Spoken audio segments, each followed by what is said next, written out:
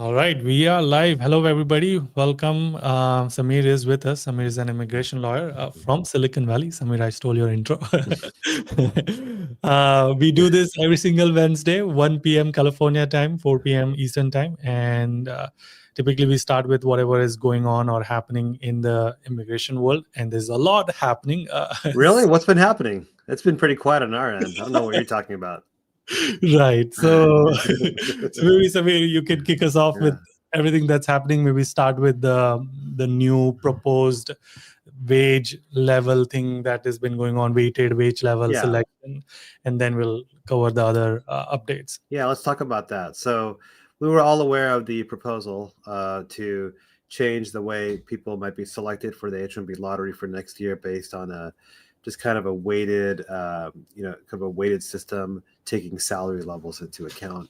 We were waiting for the actual publication of the rule, which was, as we know, just published. As a matter of procedure, what's going to happen now is that it's going to be open for comments for 30 days, right?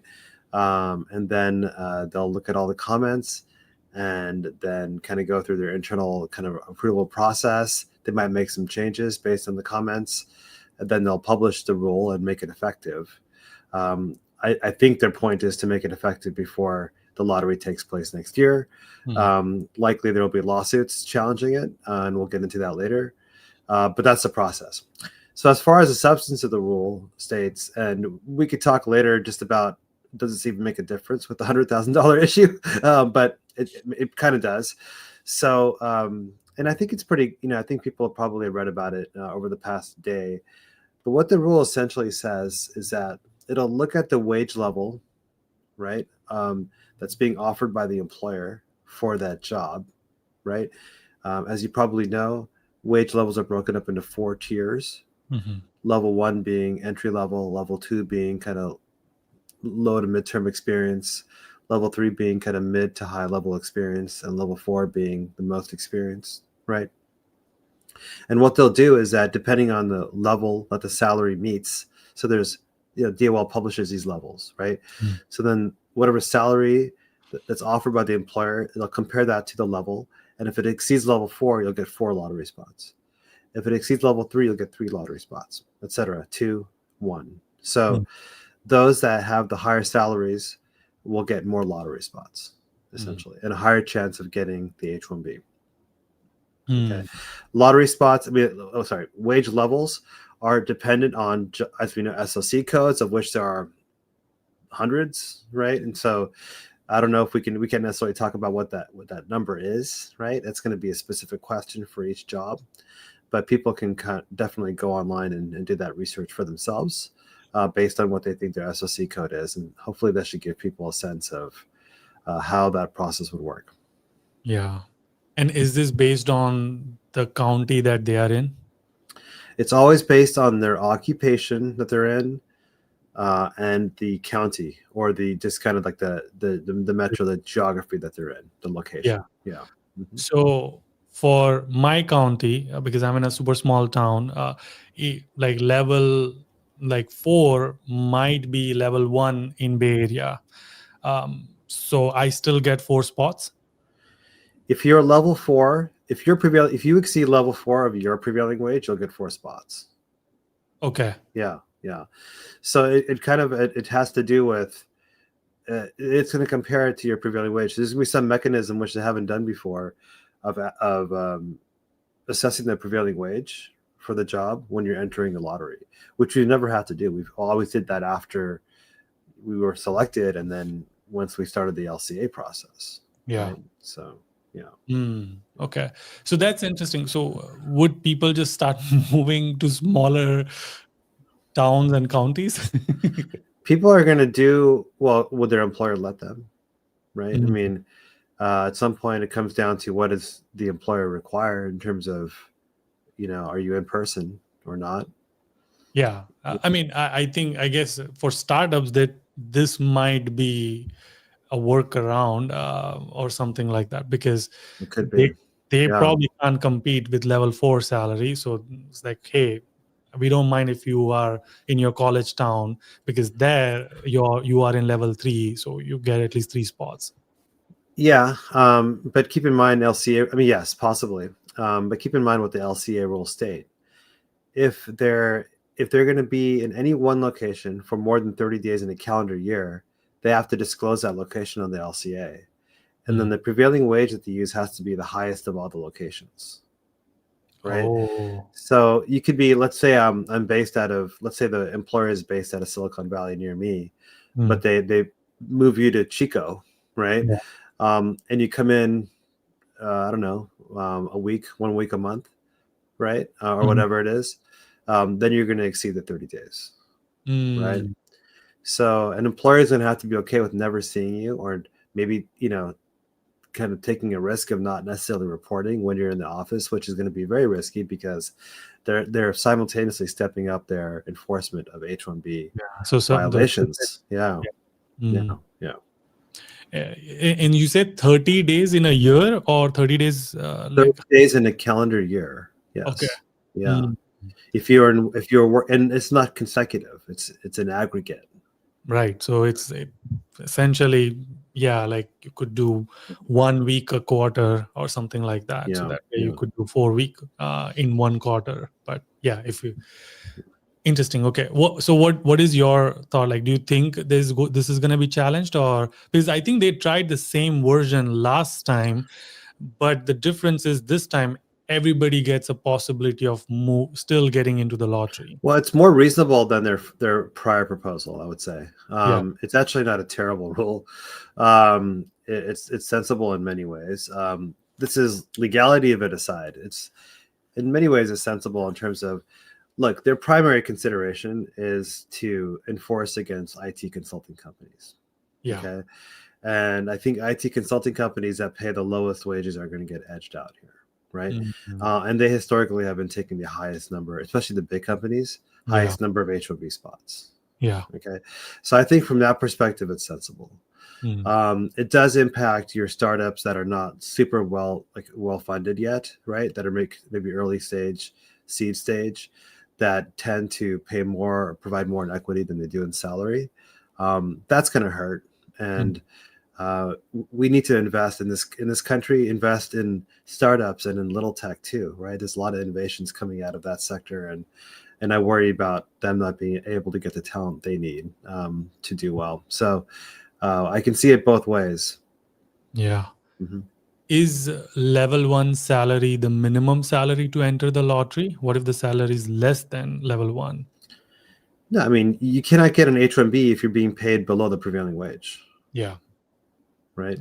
Now, what companies have to be careful of is the wage level is self-reported, Mm. right? So a company might come in and say, well, I mean, I'm hiring this experienced person, but I'm going to pay them a level one salary, and I'll just say it's a level one wage, Mm. right?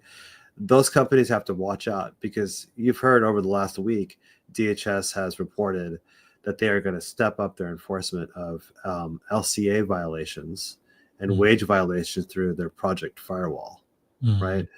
And so that is not a good idea to not be compliant with the LCA wage and hour rules. Mm. And we're advising all our clients. We're already doing that. We're making sure that we're being as honest and straight up on the LCAs as possible. But just watch out for that. I think employees need to know that as well. Mm. Mm. Yeah. How can an entry level worker compete with candidate who have 10 to 15 years of experience under the new wage based H1B? If the wages can be segregated by city and job role, why not by experience? Well, I mean, I understand what you're saying, but those are apples and oranges, right? Yeah.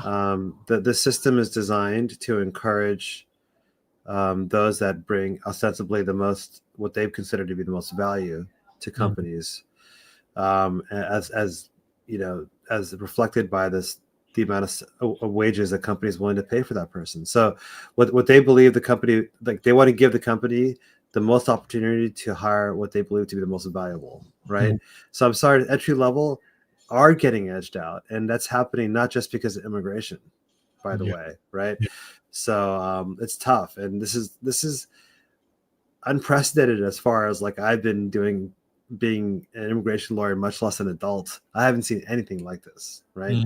And this kind of shifting around of talent and the economy just globally in general, there's major shifts happening now, and we are in the middle of it. Okay. Yeah. So this is more than just an immigration issue. And this is, I mean, obviously this is an immigration podcast, but ultimately it's bigger than immigration. It's It is, yeah. globalization and AI, right? So. I mean, innovation is going to shift from maybe United States to somewhere else. And we know that with the $100,000 ransom rule that was just introduced. So look at all the talk about people saying, let's just do this in India now. Yeah. Why not, right? Yeah. We'll get to 100,000, but there are a couple more clarifying questions.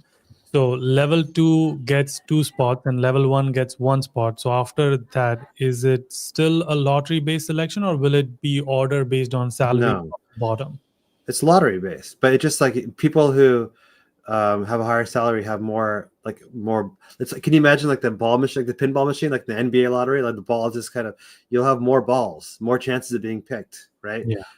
If you have a higher salary. But it's like, it's you have 4 tickets instead of 1, and Yes. the probability for 4 tickets person is much higher than 1 person. That's right. Yeah. But it's still so it's not based on like the highest salary to lowest salary, and that's how they're going to pick. No, you just have more spots, the higher salary, the more tickets, like you said, the higher the salary is. It's an interesting one. AR wage level 4. AR is assuming a place of Arkansas. Yeah, maybe. I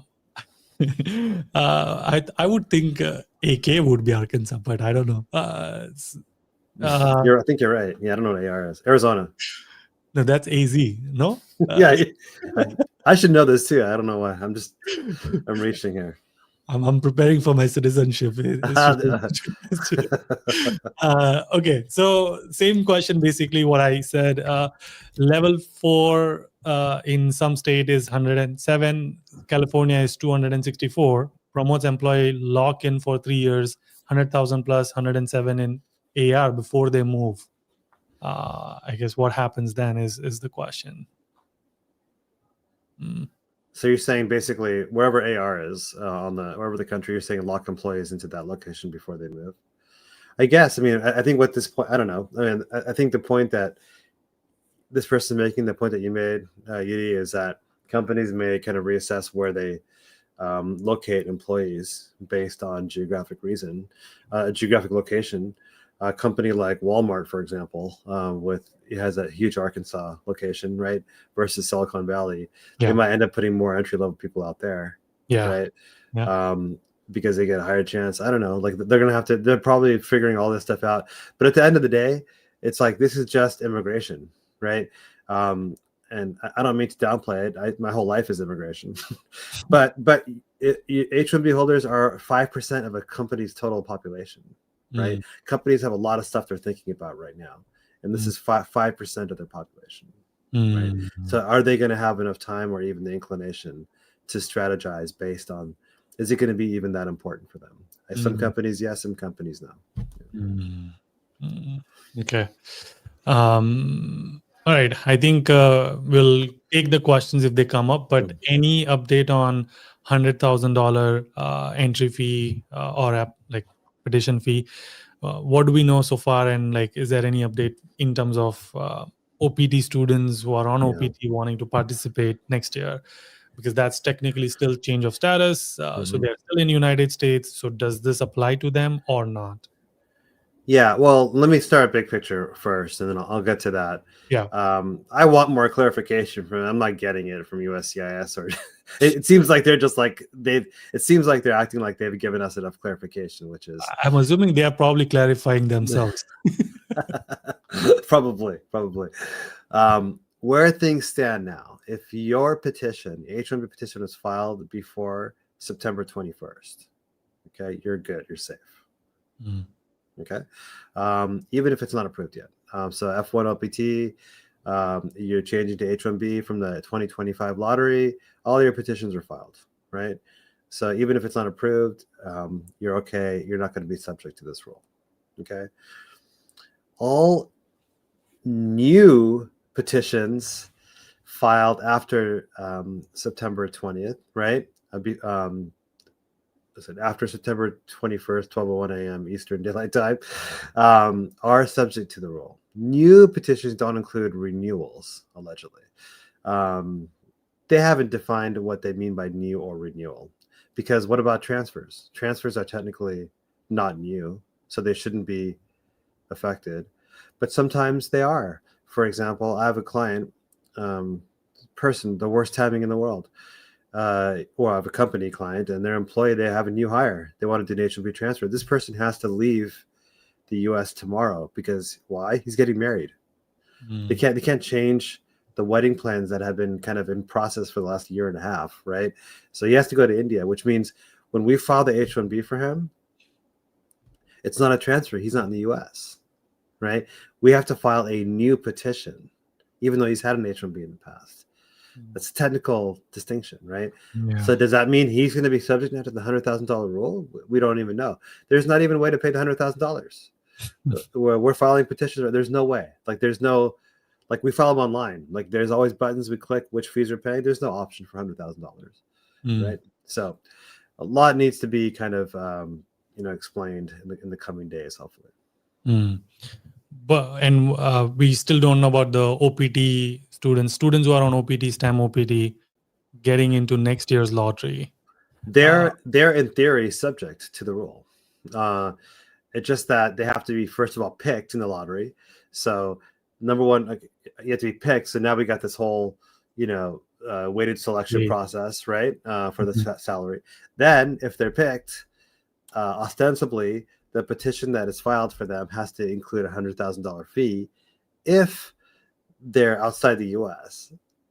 But if they're not, if they're not outside the U.S., I think we don't include the fee.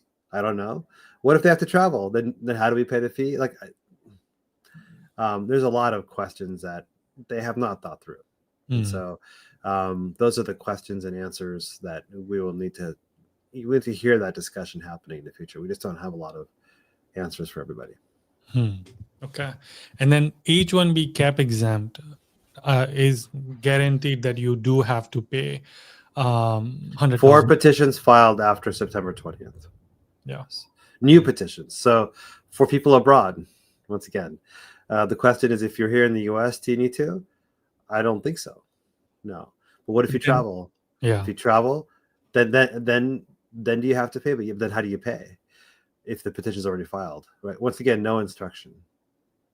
Yeah. Okay.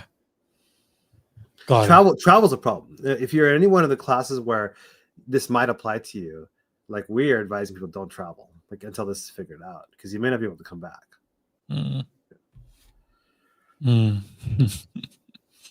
Yeah. Okay. Regarding wage-based lottery, does this involve just the base pay, or will they consider total compensation, like base, stock? No, bonuses? it's only just base pay, salary. They view stock, bonuses, etc., as variable and unpredictable and not guaranteed. So it's just guaranteed salary, which is typically only base. Yeah. Okay. Got it. And then for the $100,000 entry fee, I know you had mentioned earlier that there's lawsuits probably coming. Is that still do you feel like that's still going to happen? Probably. Yeah. I mean, I'm not sure what the arguments are yet. The rule just published. So, but at the end of the day, Congress, when they created the H1B and they created the quota, they said that it's first come, first serve. Okay. So that, my interpretation of that means it's whoever files first, right?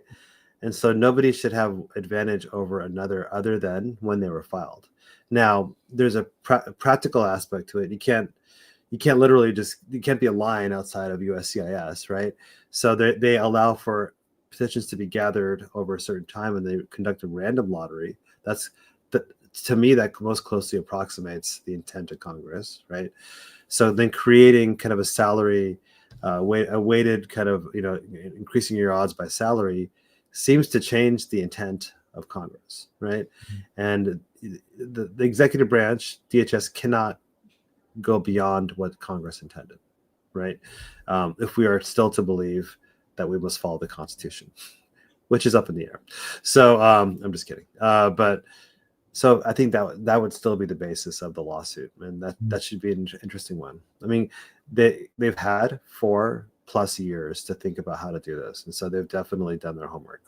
Yeah, but that's for weighted wage-based The wage bill, yes, yeah. But what about the 100K? Is that Oh, sorry. Is that what you were asking about? Yeah. I have my H1B rules. It's kind of H1B money. Like basically, it's all money now. Money and H1B.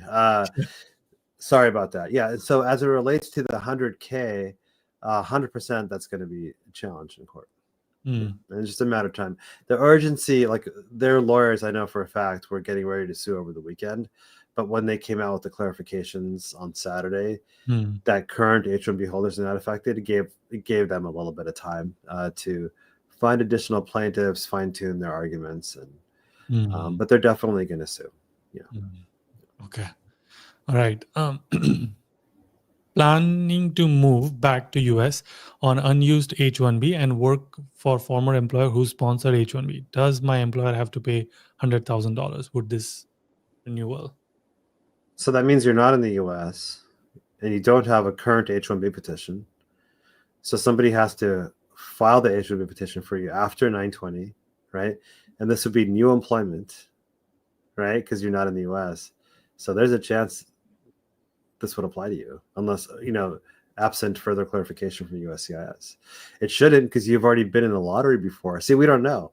Like I thought the intent was anybody who's been through the lottery before, it doesn't affect them, right? But that's not the language that like USCIS has used so far in their policy guidance, right? So based on what I'm hearing right now, there's a chance this applies to you. Would the chance for next year lottery increase considering the 100K fee? So the majority will be students on F1 visa, excluding the consulting companies, and due to early experience, I assume it will be majority level 1 and level 2.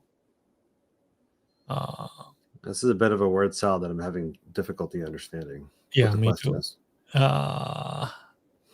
Yeah, maybe Avinash, if you can rephrase that question. Yeah. Okay. Lots of questions. I'll move on to Q&A. The F1 visa proposed rule received 11,000 public comments. Would this delay the rule as they will have to review every comment? Yeah, I mean that's part of the process. So they have to they do have to go through everything, and they have a process for that. How long will it take? We don't know. There's no deadline for that. Comments will close, or the solicitation of comments will close on Monday, the 29th. So that's the last day anybody can submit a comment, and then they go through. My gut is that they're not going to make much of a different change to the rules. They have to review the comments, but they're not going to work too hard to do so, or really make too many of a drastic change. But they still have to provide the clarification. What does this mean for PhDs and all of those, right? Yeah, I mean, they have to come back when they publish the rule. They provide a synopsis of like, okay, we've got comments that said this, this, and this. This is how we addressed it, and this is why we're publishing the rule in this way. So they do have to provide some sort of explanation. But it's something that 11,000 seems a lot to you, but I think that's what they receive, often whenever they're publishing rules. Yeah. Okay. How are the chances of AI role counts in the U.S. national interest? For the 100,000, we have no idea. The only one we've heard of so far, any certainty, are doctors, because they forgot that I think 25% of all doctors in the U.S. are an H1B. So they had to come out because there was a huge backlash there, and just kind of, I think a spokesperson for the White House said it's likely that physicians will count as national interest. And we've heard we have no idea. Anybody who has a sense of what the national interest industries are going to be, they don't know what they're talking about, because nobody has any clue. Does remote work to lower tier cities help in highest chances in the lottery? Probably, yeah, probably if they stick to the current prevailing wage system. The prevailing wage system, like we talked about this earlier, but the prevailing wage system is based on your location, for doing that job. But the thing is, like, if your employer is a fully remote, then great. But if you have to spend more than 30 days in total at your employer's location in a kind of a higher tier city, then they have to report the prevailing wage for that city. Yeah. Okay. What about people doing masters right now? Do they still need to pay 100,000 for H1B and going to graduate in 2026 May? Right. So you're going to be part of the 2026 lottery, right? If you're selected, then yes. Yeah.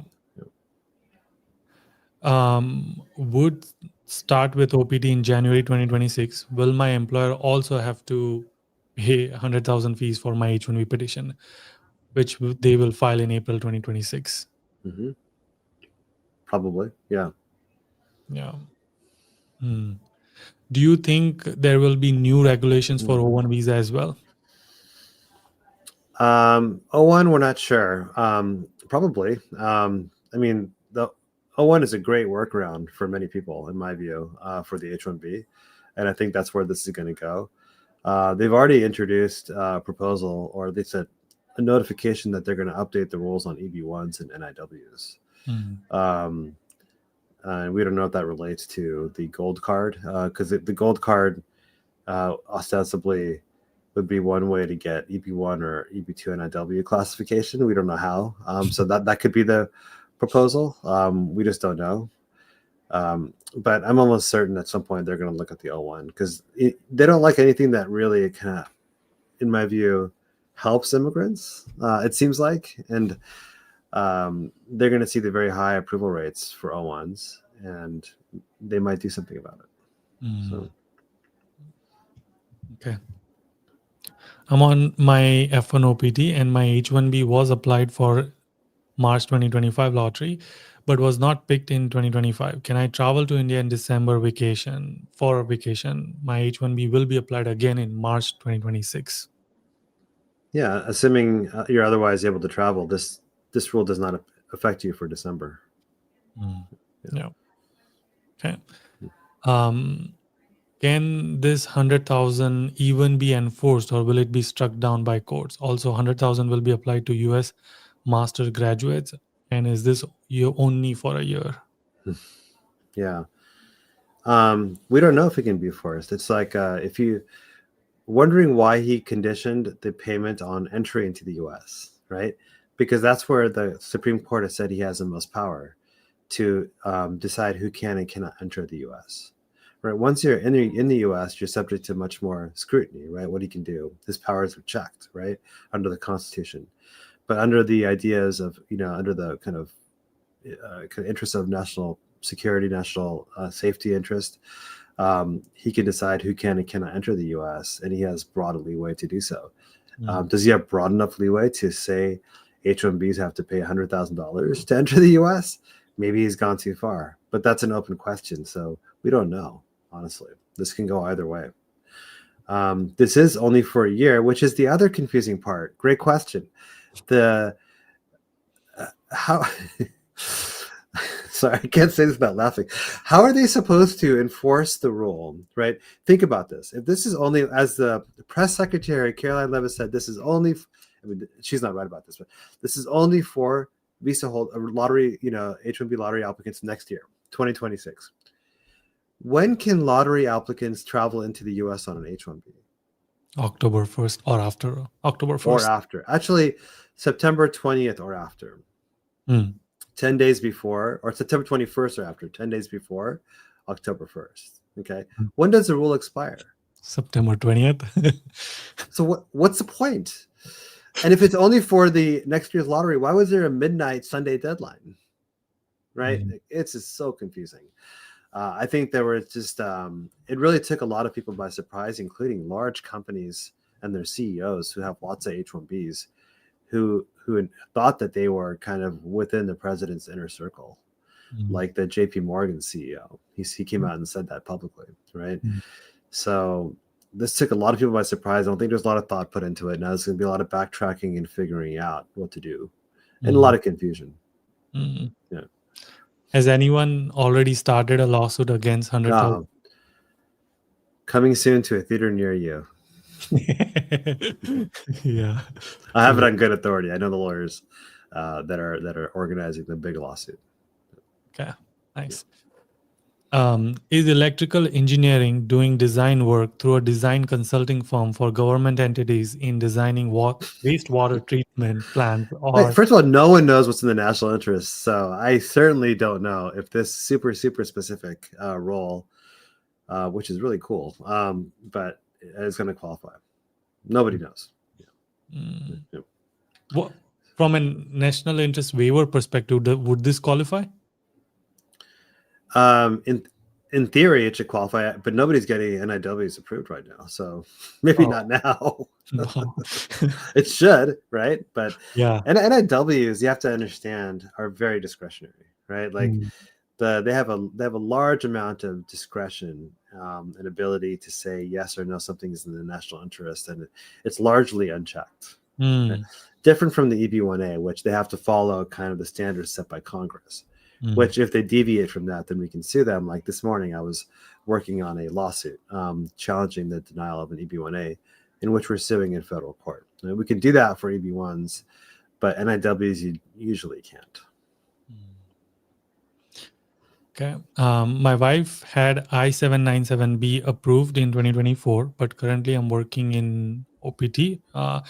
If I apply for change of status within US under the same employer in October 2025, will 100,000 apply to me, or is it better to go for stamping? So, I mean, obviously, this is not legal advice. You talk to your wait. How would you apply for the same employer when it's your wife's I-797? I don't Mm. understand that point. Is it your job or is it your wife's job? Yeah. Are you talking about H4? Mm. I'm not sure I understand this question. Yeah. Yeah. So maybe Vishnu, you can Yeah. clarify that. Yeah. Okay. Does transfer in H1B grace period come under $100,000 rule? Considering person is still in USA, what is the status of NTA? Are people still getting NTA? I think the intent was to not include transfers, but all the clarifications that have come out have not expressly precluded transfers.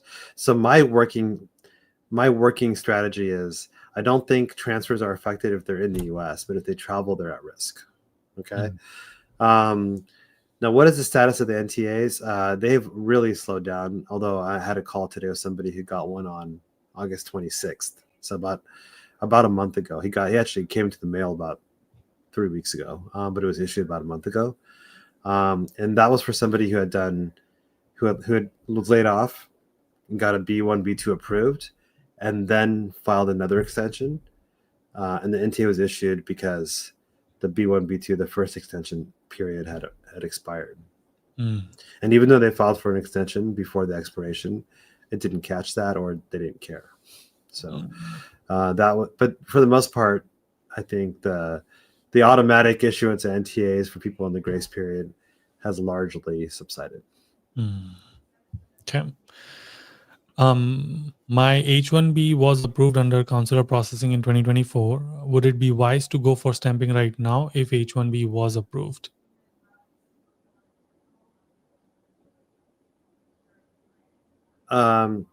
So, I mean, I need to know a lot more about your. I'm not going to kind of give you advice about whether you should go for stamping or not. I will say that in this particular case, it doesn't sound like you're subject to the rule. It's because your H1B was filed before September 21st. And he says, I'm pretty sure 100,000 will be imposed on extension transfer to push people out who have been on H1B for 6+ years. People should have a backup plan. Well, it's expressly not applicable to renewals, they said. So I don't think it's going to be applicable to extensions, which are kind of interchangeable with renewals. But transfers, that to me, I feel like that's the same thing as renewals or extensions. It's the ones that are outside the country. Remember, this is prohibiting entry into the US, right? So who is at risk of not being able to travel and come back in is the question, versus whether or not H1Bs can be approved. To everybody here, it's all the same thing. Like, if I get an H1B, I need to live here, work here, travel, all that stuff. But it seems like to the rule makers, they're distinguishing between the ability to live your work here and to leave the country and come back in. Yeah. Right? So, Okay. Do you know if anyone who got asked for 100,000 proof since September? no, Yeah. not yet. No, there's no way to. There's no instructions onto as to how that's going to be paid. Yeah. So, And in other words, I think, have you done a petition where you saw 100,000 payment option? no, there's no, like I said, there's no way to pay it right now. Like we've gone through, we haven't filed the petition, but we've, gone through the motions to almost file it. Because there's a few petitions we're going to file this week, transfers, right? And there's no option to pay $100,000. There's no way to pay it. So Yeah. we're certainly not going to mail a petition in and send $100,000 check in without any instruction. So this is something they have to give us instructions. You don't give them the money, right? They have to publish instructions like they do with filing fees. So in this case, you would just file it as process. Yeah, like we're filing as just as a standard issue. Yeah. Okay. Yeah. Got it. If someone on H1 loses their job, transition to another visa, and then back to H1, and all the processes happens while within US, does that person fall under 100,000? I don't think so. Because you're not traveling, right? But the going back from one visa to H1B, if you look at the I-128 form, is new employment, right? The technical term. So if you travel, you may be subject. We don't still know, right? This is the clarification we need to get. Yeah. Okay. My company applied H1B on 2025 and currently on STEM OPD, and company is planning to file for H1B for 2026. Will 100,000 still apply, and is it okay to travel? Why are they okay? So they applied to H1B in 2025. Why are they planning to do another one for you in 2026? I'm assuming he didn't get picked. He said they applied. Okay. Maybe he's interchanging the word. Yeah, we just need we need more specifics, Anish. Yeah. Okay. Should we apply for jobs here or consider moving back to India given all the uncertainty? If job requires sponsorship, won't companies filter us out immediately if we select yes on the application? Alternatively, can we select no and later explain that our STEM degree allows extension for 2-3 years? Well, the first question, I'm not qualified to answer that for you. I'm sorry. I can't tell you where you should go work. I understand the question. And will companies automatically filter you out? And that really depends. Every company has a different policy on that. Some companies are built on H1Bs, and my clients are aghast about this, right? And they're not going to stop hiring H1Bs, right? They just need to know what they can and can't do. But yes, on the kind of HR kind of recruitment portals, or whenever you apply, like the application portals, they do ask that question. And I would make sure you answer truthfully. The questions differ, so I can't say what a yes or no means. It really depends on the question. But they often ask if you will require sponsorship, or if you have the unrestricted right to work in the U.S. And I don't think you can say yes, you do. Because ultimately you will need sponsorship. So, and they're going to find out anyways, right? Yeah. So it's better to be. All will be. Yeah, they're going to find out anyways. If they're not going to hire you because you're an OPT, then they're not going to hire you. What does it matter? If they screen you out in the beginning versus later, right? Ultimately, you need companies that are willing to hire you when you're on OPT anyways. So, yeah. Okay. My wife had her I-797B approved in 2024, but currently she's working in OPD, applying change of status within. Okay. Yeah, he's that's clarifying it's for her, not for him. Okay. Yeah. Don't do that, Vishnu. You can get your wife upset with you. Okay. So if she had the I-797 approved in 2024, but she's currently working in OPT, applying for change of status with the same employer. So I don't know. I think it's better for her to go stamping because she's doing it on a prior petition, right? this is you may want to wait for clarification here. Like, I think she's good on the prior petition. She may be good on the change of status. We just don't know yet, right? So it's too early to tell. So I probably wouldn't make it any drastic changes or decisions right now at this moment. But I think the important point is that she's probably good to stamp on her prior petition, assuming everything else is kosher with it. Because there's no advantage of stamping sooner, like so that's why you're saying like just wait. Right. I mean, what if the government came out and said, no, we messed up. Sorry. If you were in a prior lottery cycle, like, it doesn't matter. Like, if this is a change of status or whatever, a renewal, it doesn't matter. You're fine. Then you're fine. Right. Yeah. But if they're like, nope, like in a case like this, if you file for a change of status, that's a petition filed after September 20th, then you're not fine. But we don't know. So then they can go for stamping. Yeah. So yeah, but then they can't go. They can go for stamp. Yeah, but after the petition's filed, at that point, there's a petition. They have to stamp on the new petition. Oh, gotcha. Right. Yeah. Okay. So just hang tight. Yeah. When to expect information update on change OPT to H1B? Great question, Shankar. If you find out, let me know. Yeah. we're waiting for the tweet.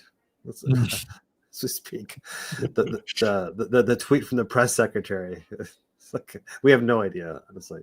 And I don't even know if we're going to get more clarification. They could just be like, no, we're good. Like, I mean, they're not a customer service. Well, the clarification agency. Then in that case would be you file a transfer and then just, if they didn't deny it or reject it, that no. The clarification is you try to enter the U.S. following a transfer, and they don't let you in because you didn't pay the $100,000. That is horrible. Right? It'd be nice if they kind of gave us like some advance notice as to who and who is not going to be affected. But they haven't thought it through to these levels because, hey, guess what? This is complicated stuff, right? They were just thinking, there's lottery cases and there's non-lottery cases, and what's the big deal, right? Now, we all know there's all sorts of little nuances and intricacies here that each of you are going through, and they just didn't know that, because you know why? Because they didn't talk to any lawyers before they drafted this. we could have told them, but no. Oh. Okay. I'm on STEM OPT until June 2026. My H1B change of status was approved. I lost my job on August 31st. Withdrawal isn't filed yet. If not done before October 1st, will service auto terminate? What options to protect my status? Yeah. So if your H1B status is approved, but you lost your job, you don't have an H1B anymore. The problem is that the H1B change of status was approved, and that's going to wind its way through the system and auto terminate your CBIS at some point. So then you're going to be without H1B and F1. So what you need to do is you need to get your company to withdraw the H1B as soon as possible, right? And you want to tell your school what happened and get them to put them on notice that this is happening so that they can kind of do whatever they can on their end to protect that message from coming in and auto-terminating your CBIS.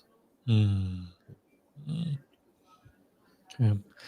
Not even a single company will ever pay $100,000. Also, this new rule will affect US school grads and favor senior folks who can command $200K salary. I disagree with the first point. I've talked to companies who are willing to pay it already. Oh, really? Mm-hmm. Yeah. Wow. For the right person, some companies will. Yeah. Yes, but this new rule will affect US grads. Yeah. Well, I mean, depending, like, I know a lot of people who have gotten $150K salary. Yeah. In Arkansas, Walmart, Bentonville. So it's not necessarily. I have a lot of clients who are paying that for their new grads too. So it's this higher paid entry level positions are going to do fine. Yeah. So top tech product companies. It's going to favor big tech mostly. Yeah. Right. So the thing is, it's going to favor big tech and it's going to hurt little tech. And Jerry Tan, who's the CEO of Y Combinator, has basically come out and said as much. Yeah, I saw that. Yeah. Okay. If H1B proclamation is only an entry ban, will it affect someone already in US in OPT who filed change of status in 2026 lottery without traveling? Good question. Good question. That's all. I mean, I don't know. I don't think so. Because if you don't travel, then it's not. They can't enforce the rule against you. But the problem is, are they going to require this payment for every H1B next year? We don't know that either, right? So think about this like practically. If the rule said that petition has to be accompanied by the payment, right? Yeah. So if that's the case, we have to pay the fee for every petition next year. But if it's only for entry into the US, then it should only impact people who are traveling into the US, right? So we shouldn't have to pay the fee for every petition until they travel. But there's no mechanism to pay to attach a fee to a petition at that point. The petition's already filed and approved. So it's just, there's a lot of open questions here. Yeah. Okay. Can construction jobs be national interest? I can't answer any of these questions, Yeti. I don't have no idea what's in the national interest. No more national interest questions, except for doctors. Except for doctors, yeah. What about physical therapists? No. No. Okay. Dentist? No. Physicians. Physician. MDs. Yes. Okay, gotcha. Okay, first-time appliers, no matter on F1 or H4, even located outside US, you will have to pay 100,000. So why was it mentioned for applicants outside US? So I'm not sure I understand this question, but a lot of people are changing to H1B from F1 or H4 within the US, right? We talked about why it's not mentioned. It is mentioned for those outside the US because the president has more power to attach crazy conditions and rules when it relates to restricting people to enter the US. Remember the travel ban at the beginning of the year? That case Trump v. Hawaii? That's what the Supreme Court said, right? Supreme Court said the president has widespread abilities and powers to restrict entry into the US in the name of national security. So that's why they made the rule read like the way they did. Okay. Traveled on OPT with approved H1B change of status petition that was filed 2025, starts October 1st. Stamping is on October 20. Should I return before October 1st on OPT status or go for stamping? Am I still affected by 100,000 rules? Yeah, assuming everything else is in order, you're fine. You're fine to be outside the US, get stamping done October 20th and return. You are not affected. Yep. Okay. I came to US in 2023 on H1B, later changed to B1, B2, then F1 with CPD. If I return to H1B in future, will my sponsor have to pay 100,000 in fees? Maybe. Probably not if you're not going to travel. But it is a new petition, so they're going to have to give us some more clarification. Going from F1 to H1B is a change of status and a new petition. So there's a chance that you might be subject to it. We don't know. Okay. I'm on F1 OPT. Company A filed his H1. Okay, Company A filed his H1B last year. No luck. Now I'm working with Company B. They will file H1B this year. Will the 100K apply to me? I'm assuming they mean next year. But Next year, yeah. Yeah. I think that's what he means. I believe so. Yeah. I believe it'll apply to you. Yeah. Won't immigration lawyer or anyone file a case in the court to demand more answers or clarification for the administration before 2026 lottery? I guess which rule are you talking about here? There's like 3 different ones. Answer is yes. We don't file cases to demand answers. That's not how this works, Jivan. I understand your frustration. We file lawsuits to contest the legality of rules. Do you understand? And we will contest the legality of the $100,000 rule. We will contest the legality of the weighted selection rule. And we probably will contest the legality of the new F1 rules. So all 3 are going to face lawsuits. And is the lawsuit against the so like you guys, I mean, whoever is like doing the lawsuit are saying like this is not legal or against. Yeah, at its base, at its base, this is like a lawsuit brought under the Constitution, right? Because what does the Constitution say? Mm. You tell me, what is the separation of powers? Mm. You are applying for your citizenship. You're gonna need to know that. By the way, you're gonna have to memorize more questions now. I know, 128. Yeah, And I have to get yeah. 12 answers You're right. gonna have to buy more flashcards. What is it? The separation of powers is the executive branch can only execute the rules that's made by the legislative branch, right? Executive branch cannot make rules. They have to only execute the ones that are made by Congress, right? So most of these lawsuits will basically say that the president is exceeding their authority. Okay. We're also dealing with the president that is really testing the boundaries of how much authority he can take for himself, right? That's what this is really about. This is about, flexing his muscles and seeing how much he can get away with. Right? Yeah. Guys, 3 more questions. So you don't have to do super chat anymore because we have plenty already. So just don't do anymore. Do you think that when petition filing system starts accepting 100K fee, right now it doesn't, then we can get more clarity on who this applies to? Yes. I think hopefully I can't see that happening forever. Okay. So I'm hoping we get more clarity well before that. Yeah. Yeah. Yeah. They just don't like implement a new payment. It's not like an e-commerce company where they can just implement a new kind of payment option like tomorrow. Like this has to go through, the government works. Like they are so slow. It's going to take forever for them to implement this payment process. How are they going to pay it? What are they going to use to pay it? Where's the money going to go? Who's going to be in charge of collecting the money?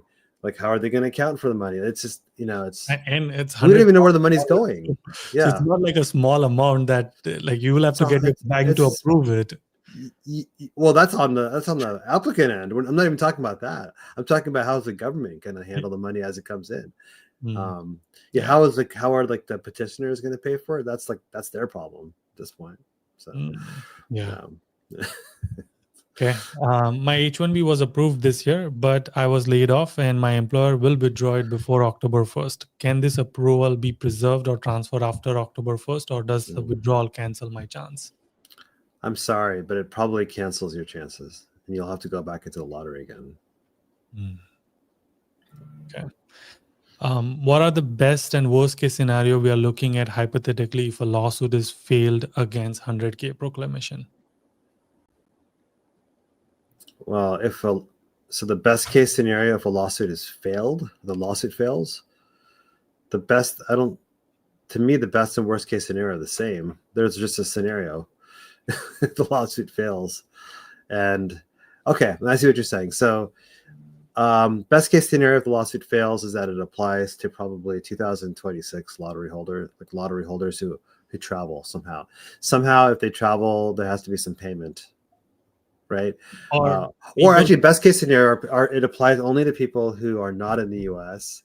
That are being literally physically recruited from abroad. Right. Yeah. But it's never that clear because people, it's not like somebody. See, the way the immigration rules are written, it's like there are people who are in the U.S. and there's people who are out of the U.S. and the two are never been the same. Right.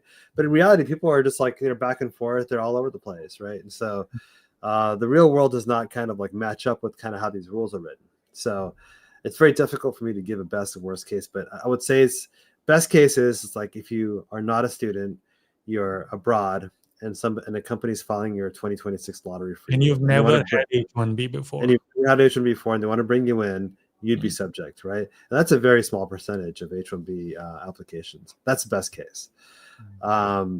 It's not non-existent, right? Worst case is that it just applies to every petition filed after September 20th. For people who want to travel. Yeah. Okay, last 2 questions. I will get green card through marriage to US citizenship, US citizen, and we want to move to Canada. Sorry. Okay. Commuter green card. It's like, yeah. Sorry, I just had a reaction to, like, I'm waiting for my green card and then I'm out. Like, when the whole idea of people are trying to come here to get the green card just made me laugh. I'm so sorry, David, the Goliath. So yeah, I mean, a commuter green card is a good idea in this administration. It's legislatively, like, it's legal to it's something you can request legally, right? Commuter green cards are for people generally who live right across the border and travel in for work, but live in a different country. So you know how you're supposed to maintain your residence as a green card holder, Oh, yes. right? Yeah. So they're given the ability to, like, actually live outside the U.S., but because they're spending literally almost every day in the U.S., they're given kind of commuter green card status, right? So I would talk to a lawyer about that one. That's a very specific question. Yeah. Okay. All right. Last question. Will 100,000 fee apply for H1B transfer? Also, I'm on H1B and looking to renew next year. Will 100,000 fee apply? I'm looking to travel to India this year. So if you're looking to travel to India this year, it looks like you're traveling under the current petition that's already been filed before September 20th. They should be fine, right? Then if you're renewing, they've said it does not apply to renewals. So I think you're okay on that one. Finally, for transfers, I think you're okay. We're filing transfers now. We'll find out. But really, in his case, not transferring, he's just renewing with the same employer. Yeah, but I think he's asking hypothetically, like, what if he wants to change jobs, right? Is this going to apply, right? And yeah, we don't know the answer to the question. We don't think so, but we don't have a definitive answer to that yet. All right. Okay. All right. Awesome. Thank you, Samir, for today. And I know we'll keep everyone updated as things comes up. So. Sorry, do you have one more? Can we do one more? We'll do one more. One more. This last one. I'm on third year OPT, which is expiring next year, February. I have decided to start my doctorate degree coming January and work using CPT. Will I have any problem pursuing this given current climate? Well, congratulations on that. That's great. I don't know if you have a problem. I guess it depends on what your definition of problems are.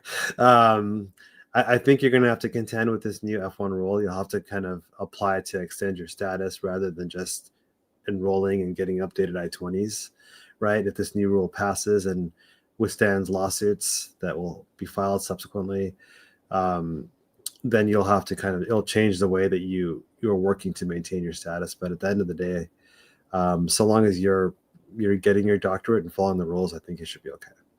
Yeah. Okay.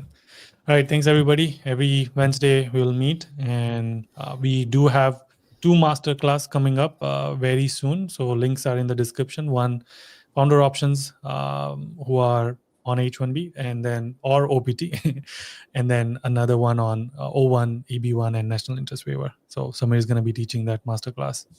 Thank you, Samir. We should keep the black dress code every Wednesday. Cool. Thanks, everyone. Bye. Thank you. Yeah.